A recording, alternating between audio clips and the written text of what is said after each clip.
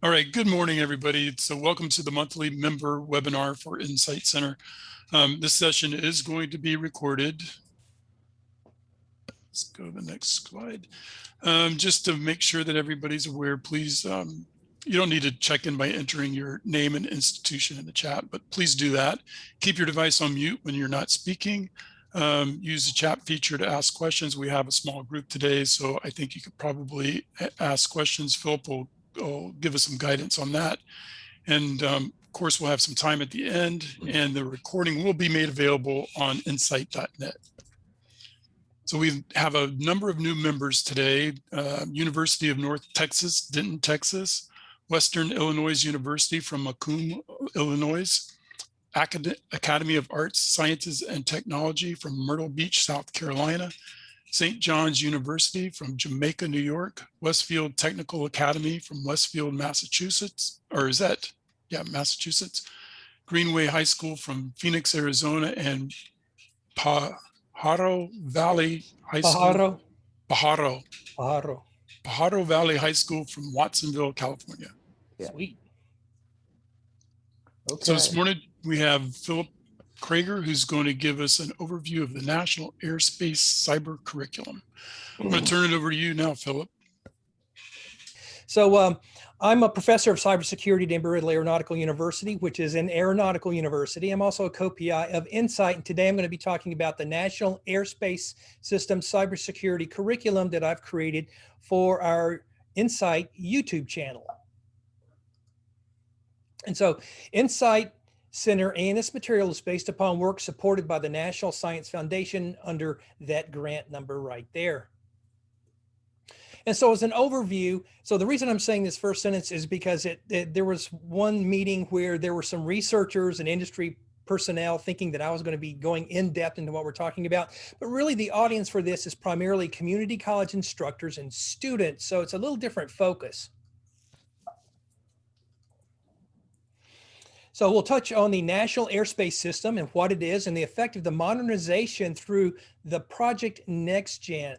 We'll touch on critical flight systems just a bit, and then we will define and describe threats to one part of that system, which is actually very important, which is called the Automatic Dependent Surveillance Broadcast.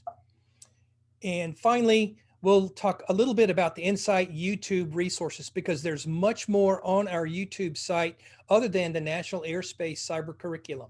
And so this morning at 10 a.m., this is what was occurring in terms of aircraft over the national airspace of the U.S. This actually covers a little bit more than the national airspace, but you can see that flightaware.com, which anyone can access, is tracking all of these flights that you see here. And you can go even more in depth, and it says that they're tracking almost 15,000 airborne flights, including commercial, general, business, and cargo airlines.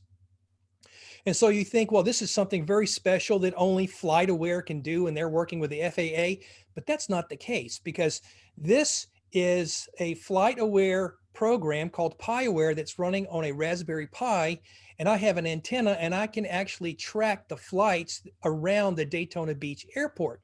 And so if you look at some of these flights, you can see there's a commercial flight, there's a military flight, there's a private flight, and then you see a lot of those icons, which means that there's Embry-Riddle students that are flying round and around the airport. So how can I do this? You can also delve deeper into this, and it provides information on the identification numbers, the altitude, speed, distance, the heading, and something called messages. So what are these messages, and what might that mean for the cybersecurity of the national airspace? So I'll be explaining that throughout this presentation. So first we have to ask ourselves, what is the National Airspace System? Well, the FAA created the National Airspace System to protect persons and property on the ground and to establish a safe and efficient airspace environment for civil, commercial, and military aviation. And the national airspace in the United States covers about 5 million domestic miles and 25 million U.S. oceanic airspace miles. At any point in time, the national airspace will have flights of about 5,000 aircraft in the sky, 27,000 average daily scheduled flights, and about 2.5 million domestic and international passengers fly through the National Airspace System daily. So what are the components of the national airspace? So those include air navigation facilities, equipment and services, airports and landing areas, aeronautical charts, information and services, rules, regulations and procedures and technical information, and finally, manpower and material. Now, for those of us who are older, we might have seen planes like this. So if you notice the cockpit of this plane, there is absolutely nothing digital in it. I think this is an aircraft from the 1950s, but all the gauges are analog and you have push buttons and you have levers. So there's absolutely no computers or networking on this older aircraft. But let's compare that to one of the more advanced aircrafts that we have now, the Boeing 777.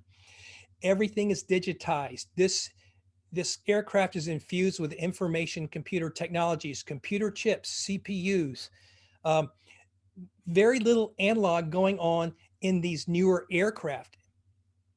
And this was very difficult to find, by the way. This is a wiring harness on an Airbus A320. So this looks like the wiring harness closet that we would find in any building, right? But this is an aircraft.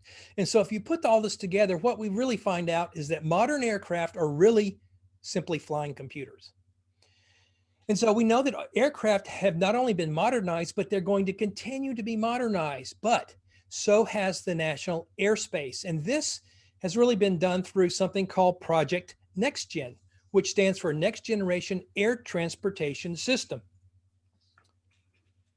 And so NextGen is a modernization effort that began in about 2004 by the Federal Aviation Administration to transform the nation's ground-based air traffic control system into a system that uses satellite-based navigation and other advanced technology. This effort is a multi-year incremental transformation that will introduce new technologies and leverage existing technologies like radar to affect every part of the national airspace. The interesting thing that's relevant to us as cybersecurity people is that the new technologies will use an internet protocol-based network to communicate between each other. So things like the control tower, the airline operations and flight dispatch, flight services, voice communication, en route radar, satellite surveillance, en route control, landing systems are all based upon IP-based communication between all of these entities. So this is actually a good thing. And the whole idea behind NextGen was to provide for more reliable and safe flights across the national airspace in the United States. So the modernization effort has increased reliability and safety for its passengers, but it's going to be presenting some new problems. And this was pointed out in the National Strategy for Aviation Security in 2019. That was a publication by the Department of Homeland Security, where it was said that the aviation ecosystem faces a complex and diverse set of threats, and our adversaries seek to exploit the aviation ecosystem for nefarious purposes. Terrorists, criminals, and hostile nation states understand well the importance of aviation to our domestic economy, and they will continue to view the aviation as a key target. Aviation is a particularly desirable target for terrorists, as an attack on a manned aircraft is a dramatic event that can harm or kill large numbers of people and garner terrorists the notoriety they seek. So just like with the information communication technologies we find everywhere, now we're finding them in the national airspace and on our modernized aircraft. So let's look very quickly at just a few of the key components of the flight systems. So for example, there's something called an electronic flight bag. The system-wide information management system is a network that allows all those systems that I showed you before to actually communicate and talk to each other. We have flight management systems, which are critical for takeoff and landing and for the flight paths that work with the pilots and the ground crew. We also have something called Aircraft Communications Addressing and Reporting System, which is a digital system that allows aircraft to send brief messages between themselves and other aircrafts. And finally, we have something called the Automatic Dependent Surveillance Broadcast, ADSB. So because this is a very brief presentation, I'm just going to be discussing this and the potential threats to aircraft in terms of ADS-B.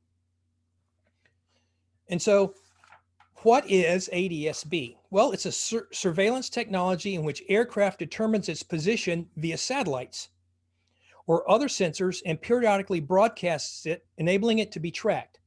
The information can be received by air traffic control as a replacement for secondary surveillance radar. It can also be received by other aircraft to provide situational awareness and allow self-separation. Now, I'm going to be explaining that in a little more detail shortly, but that's very important, is the messages being sent not only from the aircraft to the ground stations, but also from aircraft to aircraft, which is something we haven't had previously. And so this is kind of what it looks like. So what are the advantages of this thing called ADS-B and these messages that are sent from aircraft to aircraft and aircraft to ground station every 2 seconds? Well, the advantages are increased situational awareness. You know exactly where the aircraft are because those messages are going out in very short spurts every 2 seconds. Also, when a plane isn't around any sort of secondary radar, there's still coverage areas.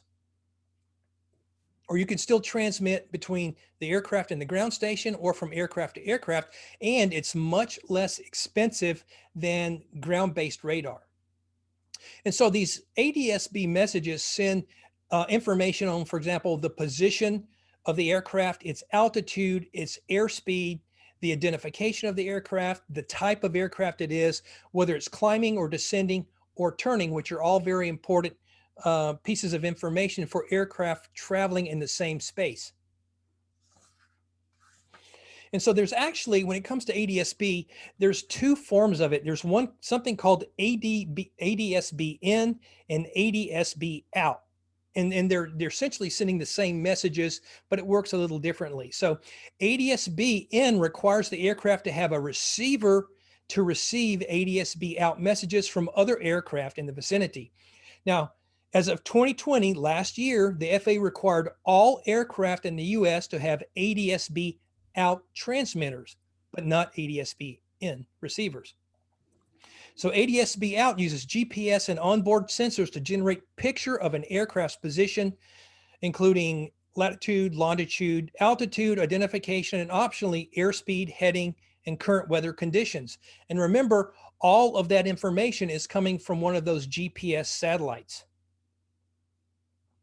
And so we have the satellite transmitting information on location and position to aircraft A, and then aircraft A can send that information to the ground station. But also we have direct aircraft to aircraft communications between aircraft A and aircraft B. So really what that allows is for more reliable and safe flight. So if you see in the top of the picture right there, without ADS-B coverage, typically you would require 20 nautical miles between aircraft because it was just more safe and reliable because we didn't have the ADS-B messages. All the planes and the ground stations were relying on was primary and secondary radar. However, now with ADS-B coverage, that separation distance has decreased to 5 nautical miles. And if you look at it, it's clear in there that with less separation, you can have many more aircraft in kind of the same vicinity as opposed to when there was no ADS-B coverage. And that's why I can get this information, is because this is being transmitted from satellites and from aircraft and ground stations to the receivers that I'm using. By the way, all this required was the free PiAware software, which you can download and install on a Raspberry Pi, $35, and all you need is a $10 antenna, and you can receive all this information, but it's kind of fun to look at that. You can also see the historical record of the plane flying. Clearly you see on there somebody doing loop-de-loops around the Ormond Beach International Airport where I live, and that is going to be a Embry-Riddle student just by the type of plane. So what does this all have to do with cybersecurity in regards to ADS-B? Well, the issue is the primary risk comes from the fact that ADS-B messages are propagated in unencrypted text and are not authenticated. Unencrypted ADS-B messages can be read by anyone with an inexpensive receiver, just like me, which opens up the possibility of various types of attack should someone be inclined enough to have a transmitter strong enough to send these ADS-B messages. So although there is extensive research on cryptographic protocols for protecting ADS-B, there are no plans by the Federal Aviation Administration to include any cryptographic protocols to protect ADS-B messages for the foreseeable future. So what are some of the types of attacks that can be invoked against ADS-B? And so if you look on the very far left, that shows you the type of attack, and on the very far right, it shows you the effect of the attack. And so for those of you who know anything about cybersecurity, you'll notice that there's the confidentiality, integrity, and availability, which are properties of information that cybersecurity is supposed to protect. But if we look at, let's look at three of these. So aircraft reconnaissance. So we know exactly where aircraft is because those messages are being sent out unencrypted, but they're also not authenticated. That means that we don't know when we receive a message indicating that a certain aircraft is a certain posture, whether it really is that aircraft or not. But you see the severity of that is low, so it's not that big a deal. Obviously, if it was a bigger deal, the FAA would do something about it. And the complexity is low. And that's why I can use PyWare to gather those informations. If we look at aircraft flood denial, that is done through signal jamming. And you notice that that affects the availability of these messages from aircraft, and notice that the increasing severity now to medium, the complexity is low to medium. And signal jamming is a part of electronic information warfare going back for decades, back to probably World War I and definitely World War II, and it's used a lot now by our adversaries. And so it's not that difficult to do. And finally, if we look at something that has a high level of severity, we have aircraft spoofing. So essentially, if somebody had a transmitter and was able to start sending ADS-B messages from a fake aircraft, that severity would be high, because now all of a sudden you have an aircraft that you think is there that's showing up on your screen, but the aircraft really isn't there. And that's affecting the integrity of that information. So if we want to think about it, if we think about aircraft and the national airspace as really the aircraft being flying computers, any threat to any computing device that is connected to a network and is using the internet protocol for sending messages back and forth will also apply to ADS-B and also all those other digital flight components that we discussed just a second ago. Okay, so that ends my very brief introduction to the National Airspace curriculum. There are 3 videos on the National Airspace curriculum. So what I'm going to do now is to kind of give you a brief overview of the kinds of curriculum that we have on our YouTube channel, the NCyTE Center YouTube channel. And so originally what I proposed was the fact that, and actually I've taught cyber since 1999, and I've taught cyber at 4 institutions. And what I normally see is that you have instructors or professors or teachers that are teaching IT and cyber, and they don't have the time to teach outside of what they teach in the core, because there's so much to teach already. That's why you have multiple courses across a program. So my idea was to start creating these videos, which then could be used by the professors. So if students were interested in aviation cybersecurity, is that they could be pointed to our YouTube channel and they could learn a little bit about the National Airspace System and how cybersecurity is related to that. Also, I have videos on maritime cybersecurity. There's 3 videos for that. I have 3 videos on cyber supply chain risk management. I have 3 videos on small unmanned aircraft systems, or otherwise known as drones. But also in the future, we're going to be looking at election cybersecurity, as well as healthcare cybersecurity. And just recently, over the last year, so over the last year, trying to find the best way to explain this, there's a new set or category of videos. So the cyber supply chain, maritime, national airspace, and election and healthcare cybersecurity actually speak to content. And that's the content of how cybersecurity relates to those domains. The second one that I created, the second category, is something called securing your digital life. And I'll explain that shortly what that is. And during the pandemic, I added something else because I was reading a lot about high school students and community college students. They were starting to take their courses online. Now, if they're taking cyber courses or IT courses, what can you do? Because if you're not going into school, there's no lab. You're not sitting in a physical lab. So I created a couple of videos that kind of show you how to do some of the things that they would be doing in an IT lab or a cyber lab that they could do at home. So those are the final two. So what are the purposes of those content videos? Well, the purpose is to demonstrate that cybersecurity applies to more than what is taught in the textbook, the client servers, the internet, and the web.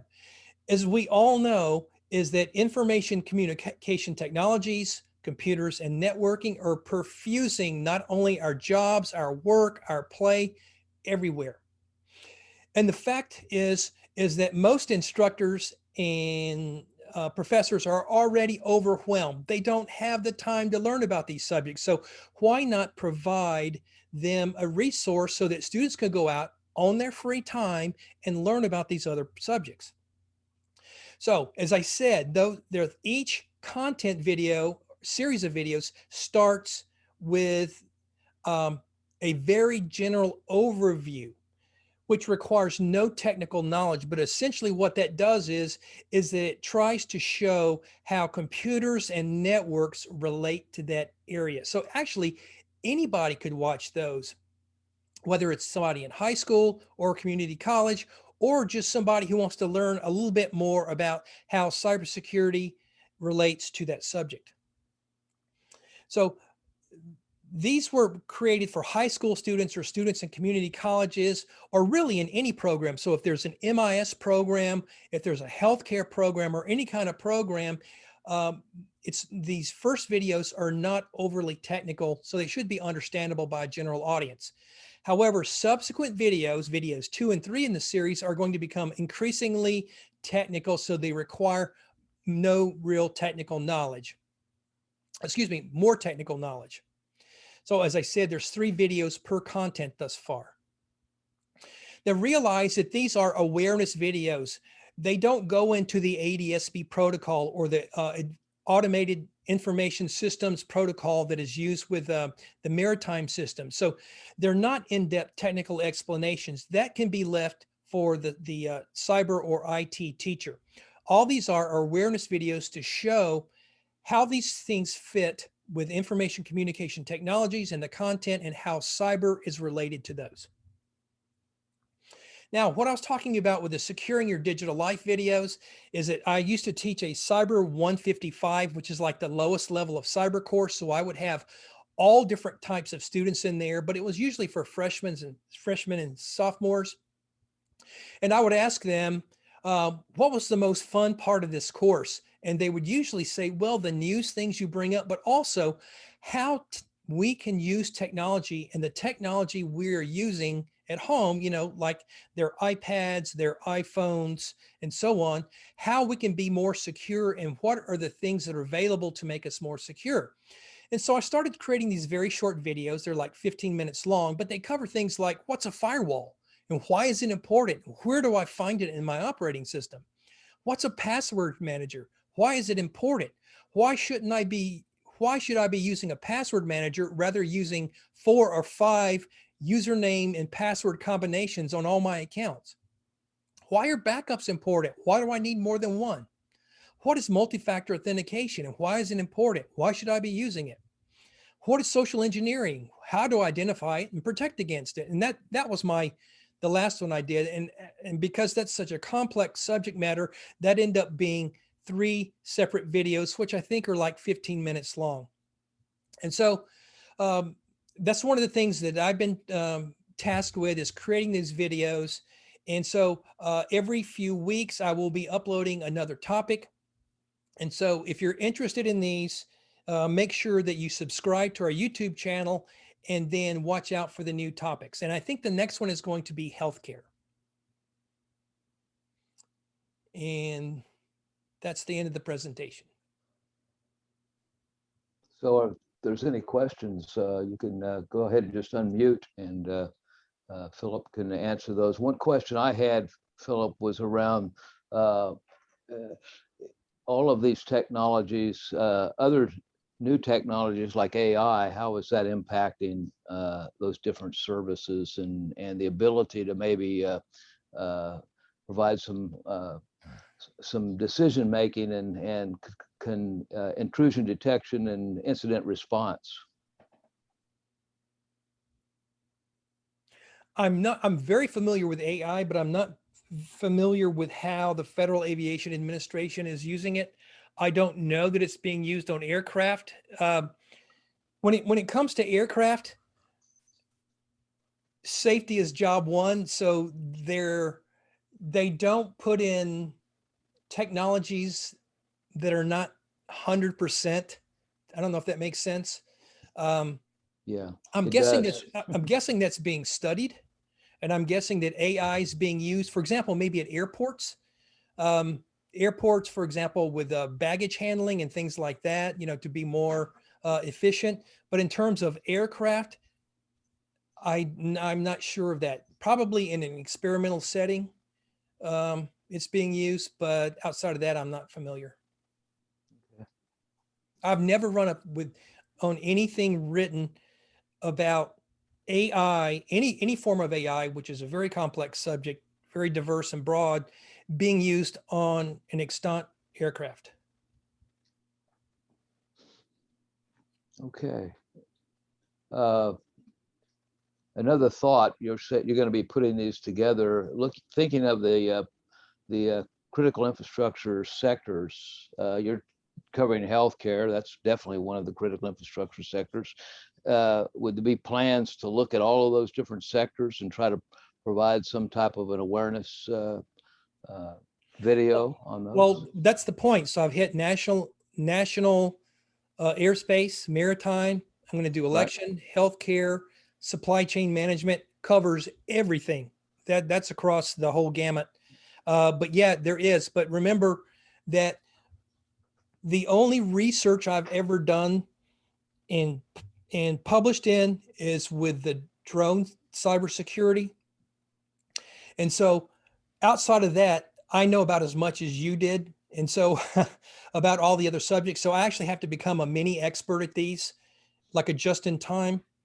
And so it takes me a while to ramp up. And that's why, I have to do a lot of reading and reviewing and things like that. So I would say, yes, that's absolutely true. I'm going to try to hit each of the critical infrastructure sectors, but it's not just going to come out on Sunday. Right. It takes me a while to do those. Now, the other ones, the securing your digital life, doesn't require as much research on it, although it does require me quite a bit to actually put together the presentation, do the presentation, edit the presentation, and then upload it. And so you'll be seeing some of those more frequently than the content videos. And also the securing your digital life, what we're trying to do is, because there's what the Department of Homeland Security indicated a while back, that there's 1.9 million open cybersecurity jobs in the United States, is we need to get more people interested in cybersecurity. And one way to do that is to show how all of this applies to themselves and to get thinking about it, to make themselves more secure and maybe get them interested in doing a class or enrolling in a program at the community college level to learn about these things.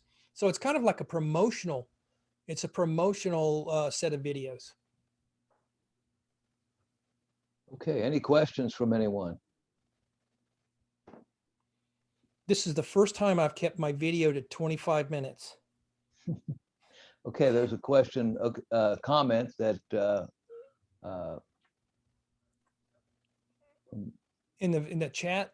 yes, let's see. We have a professional pilot AAS degree. Should aviation cybersecurity course be created and included in this program? A course, absolutely. We actually have various aviation degrees at Embry-Riddle.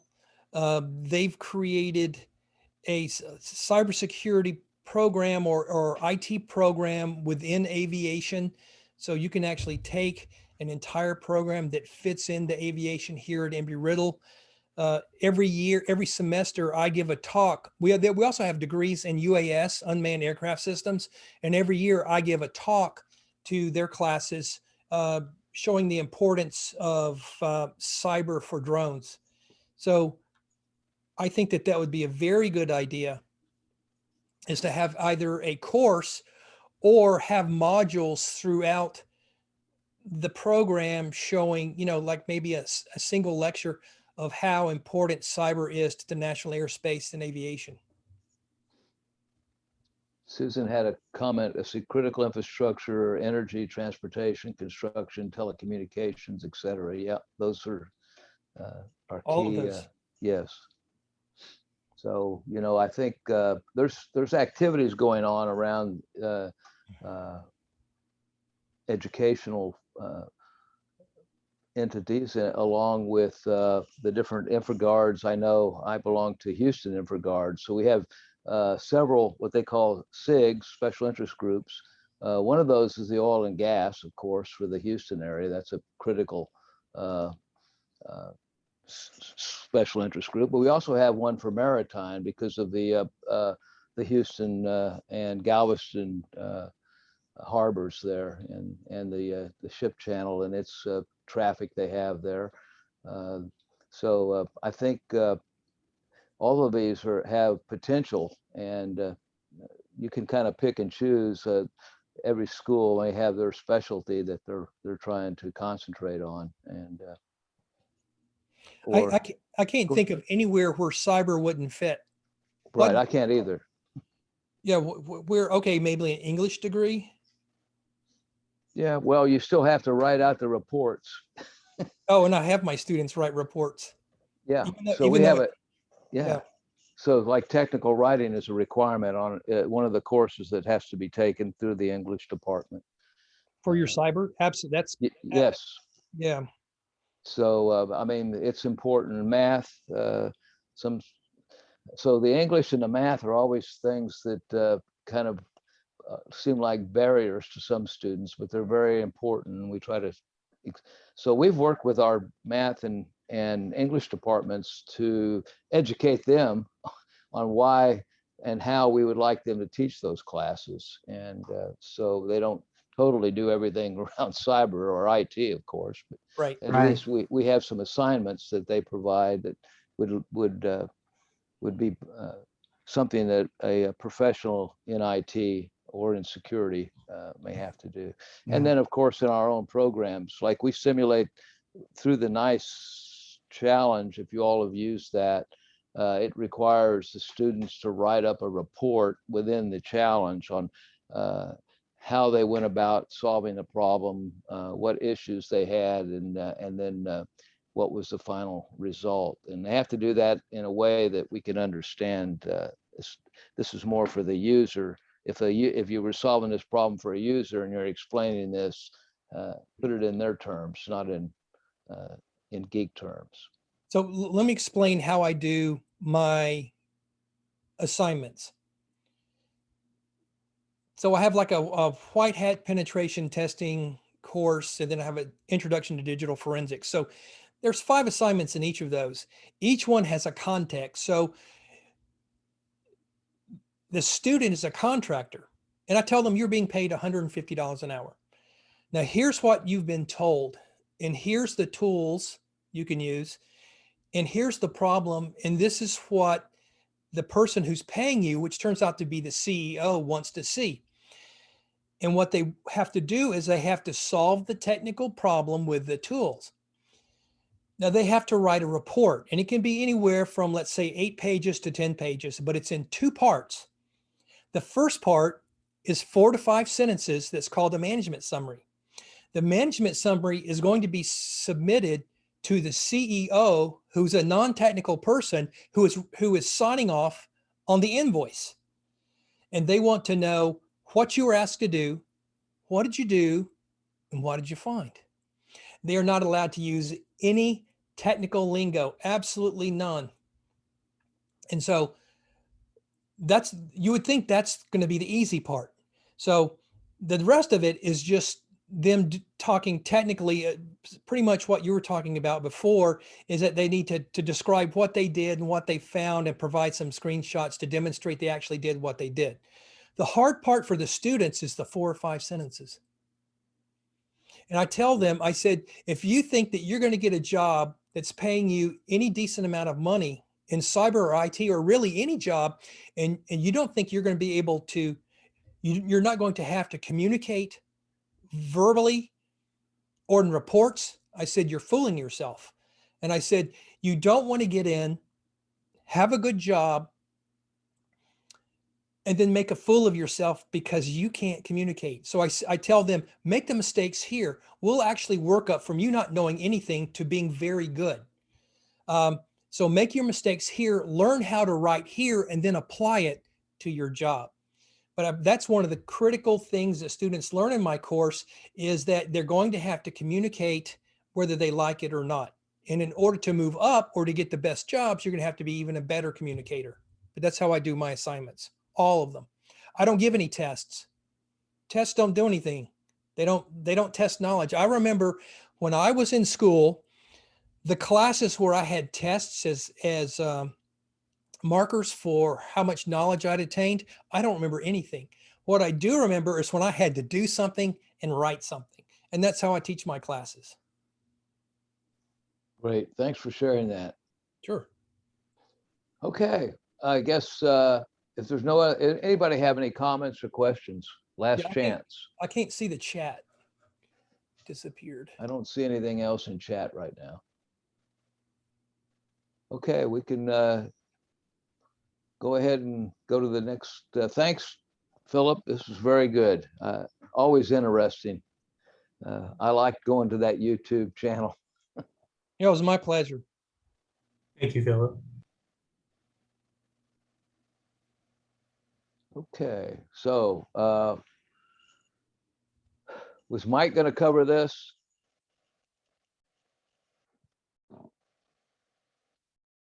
I can cover it if you like. Sure. Why don't you go ahead? You'll right, put the screens together. So just to let you know, we have a few upcoming events that we wanted you to put on, or make sure you have on your calendar or you're aware of. The first one is the National Cybersecurity Career Fair. It's September 17th, 2021. I don't think they have information out there right now. They've just asked us to save the date, but that is a virtual career fair. And they had really good attendance last year. And they had, I want to say, over 30 employers who participated in that. Right. I think Disney was one of their biggest, believe it or not, one of their biggest participants, and really had a lot of good things to say about the virtual career fair. So for both industry, if you're industry, you want to try to sign up for that, and then try to get your students for the schools to get your students. I know I've had several students say this is, if nothing else, they actually have some career development, professional development activities going on that will help the students. And didn't they spend like an average of over 4 hours at the career fair?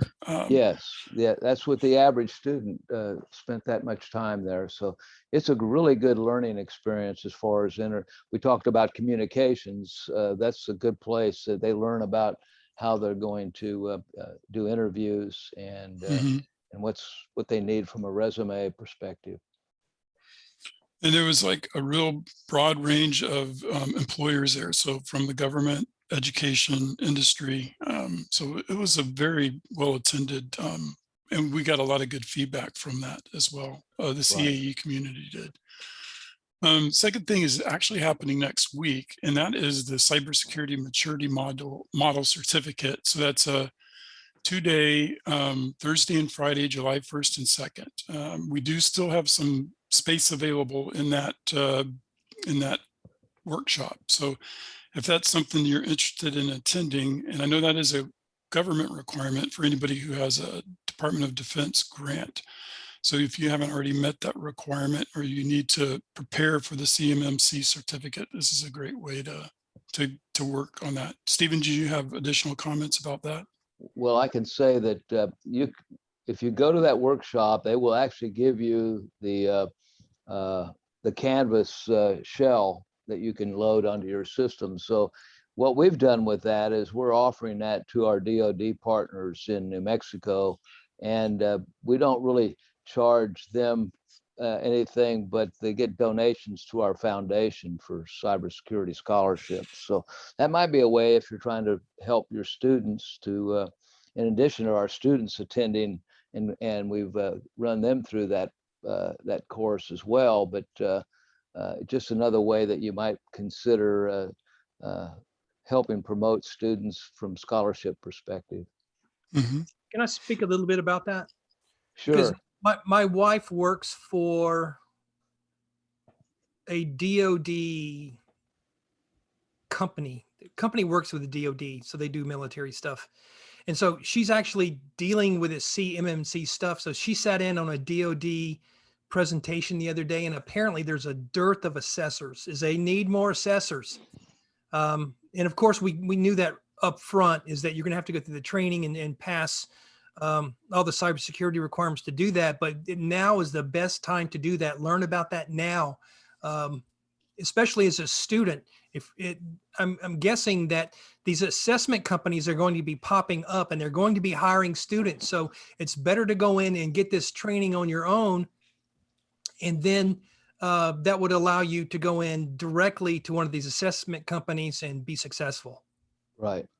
Yeah, you had to do the actual risk assessment for a DoD contractor. You have to be certified. So we couldn't do that, but we can give that awareness, and it also helps.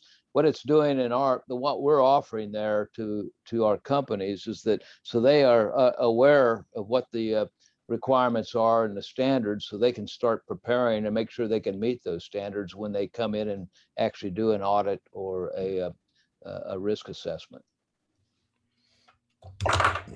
That's the wave of the future, CMMC. I'll put it out there too that this is the 5th workshop we've given. So, and John Sands from Marine Valley College is facilitating the workshop. So he has got it down. If you are interested in attending that, it's very popular, right? Right.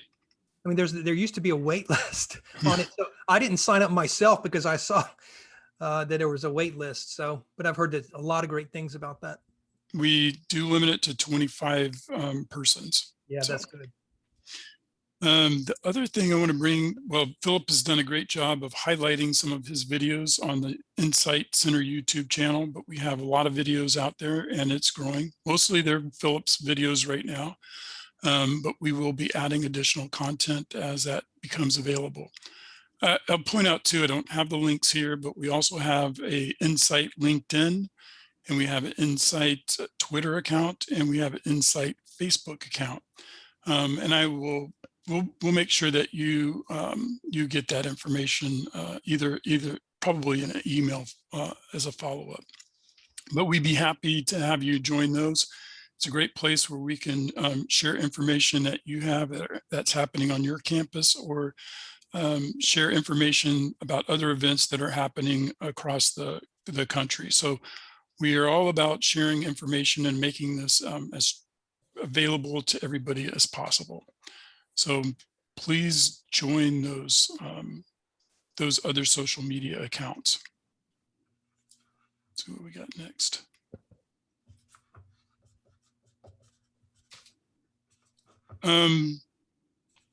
Stephen, do you want to lead this part?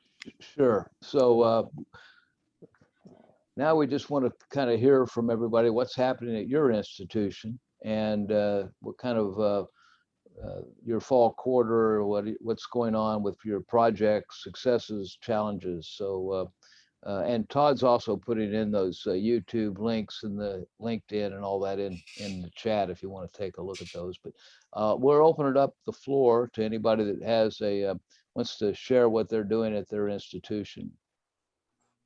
Just take yourself off of mute and introduce yourself and tell us what's going on.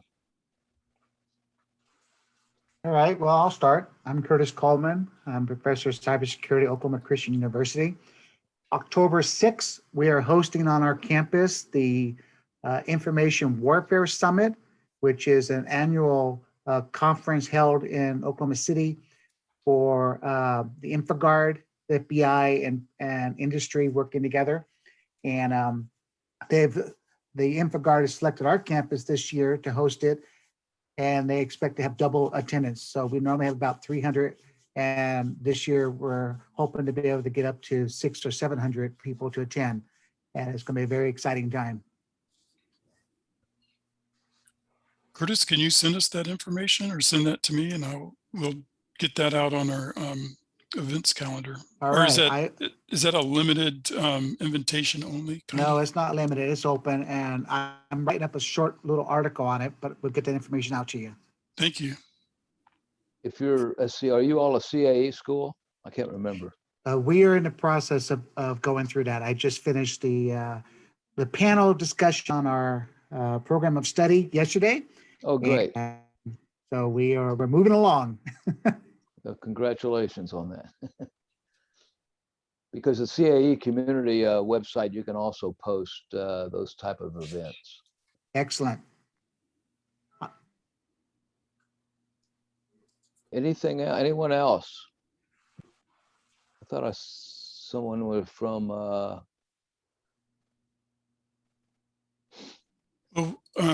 If I can throw a couple things out there for us, we just, and I'm going to ask you, Stephen, to kind of comment on this, but we just completed a partnership with CodeHS, and now we have a AP computer science program course with a cybersecurity focus. So they took the cybersecurity AP course and they've layered in cybersecurity lessons. So that's now available. We've had a couple of workshops with CodeHS, who's put all these modules online so that high school teachers can start teaching that in the fall quarter.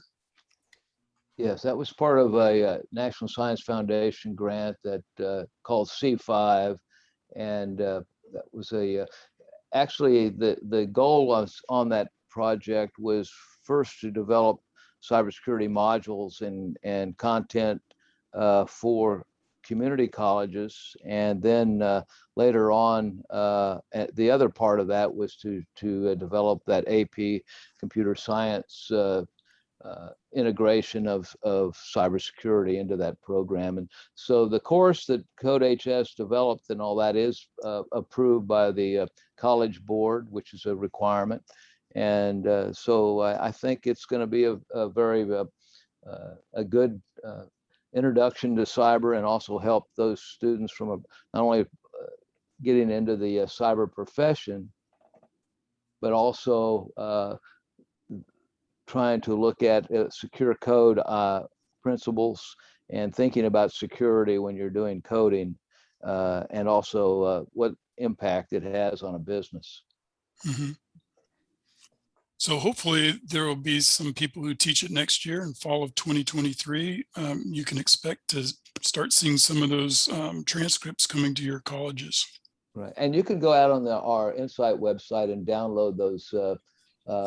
Actually, download the courses themselves, either if you're a high school teacher, and then we also have the C5 community college modules. So all of those are available from our NCyTE website under resources. So I would recommend going to those. I actually have used quite a bit of, like Philip had mentioned, we don't have time to learn everything. And so, but when you're developing or adding on and improving your courses, you can always go out to the NCyTE website and pull some of that content off of there. And it's been very helpful for me, I know that. Any other activities going on or challenges? Okay, well, I think you want to go to the next slide, and Sure. we'll. So next